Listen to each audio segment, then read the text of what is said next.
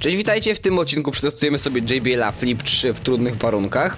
Kupiłem ten głośnik mimo ankiety, którą przeprowadziłem wśród was. Jej wyniki wyświetlają się wam teraz na ekranie. W tej ankiecie mogły wziąć udział tylko osoby subujące ten kanał, więc jeśli oglądasz mój kanał bez subskrypcji, zachęcam, aby go zasubować. Dzięki temu w pewnym stopniu będziesz mógł decydować o treściach publikowanych na nim. Ale teraz bez zbędnego przedłużania zobaczmy sobie, co jest w pudełku.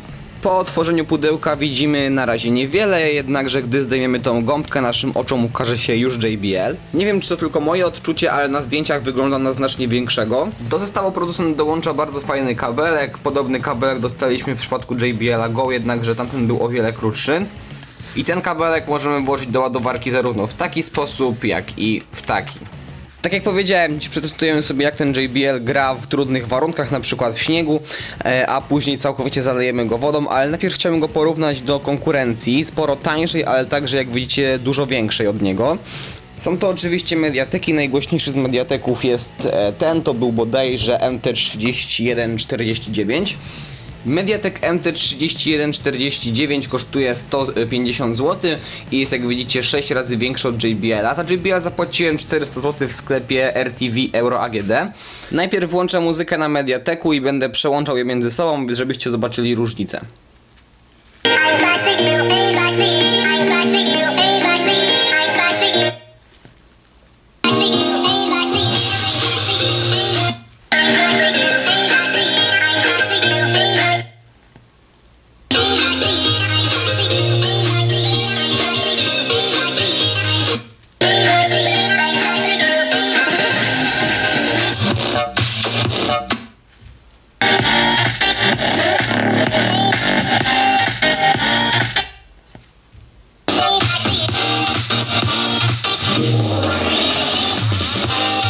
Jak mogliście słyszeć, Mediatek na pewno gra o wiele głośniej od JBL-a, jednakże w JBL-u o wiele wyraźniej słychać basy. JBL na pewno gwarantuje nam o wiele lepszą jakość dźwięku, jednakże biorąc pod uwagę głośność, to niestety wygrywa Mediatek.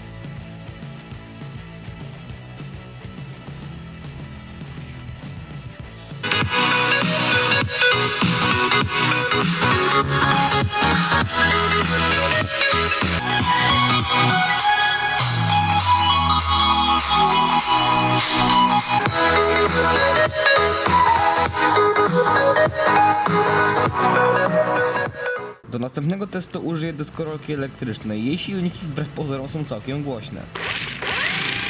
Silniki to jedno, ale szum wiatru to drugie. Zobaczymy, czy głośnik będzie nadal dobrze słychać, jak rozpędzimy się do prędkości ponad 30 km na godzinę. Jeszcze jeden czynnik utrudniający naszemu głośnikowi pracę to to, że na drogach jest teraz bardzo mokro i liczę się z tym, że ten głośnik będzie cały ubłocony po tym teście, no ale my musimy sprawdzić po prostu, jak on gra.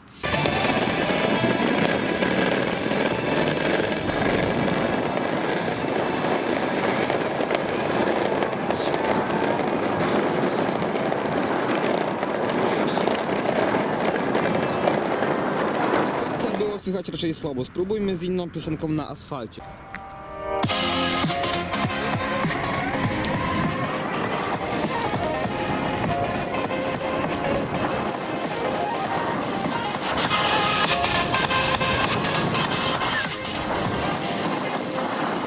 Na asfalcie głośnik grał znacznie lepiej, tutaj mogła mieć to także wpływ niższa prędkość, ponieważ nie mogłem się tu rozpędzić powyżej 20 km na godzinę, dlatego że było po prostu bardzo ślisko.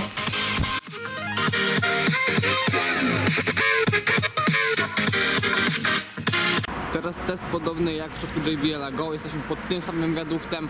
Na górze jest obwodnica, jeżdżą samochody, jest tutaj dosyć głośno. Tak samo jak JBL-a Go, ten głośnik stawimy na barierce, tak aby zrobić mu tutaj dobrą akustykę.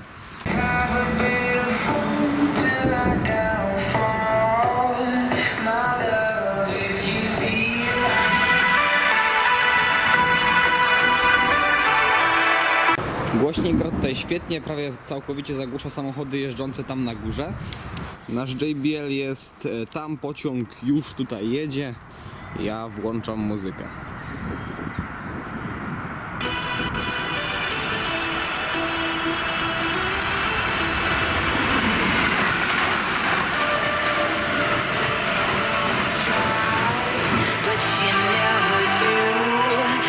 Tutaj Flip trójka wypadł bardzo podobnie do Go'a, ponieważ także nie zdołał on zagłuszyć pociągu. Z bliska było go trochę słychać. Teraz test wodoodporności, tak jak wam obiecywałem. Ten głośnik według producenta jest odporny tylko na zachlapanie, nie można go zanurzać w wodzie, ale myślę, że skoro JBL Go dał radę i się od tego nie popsuł, to z Flip trójką nie powinno być żadnego problemu.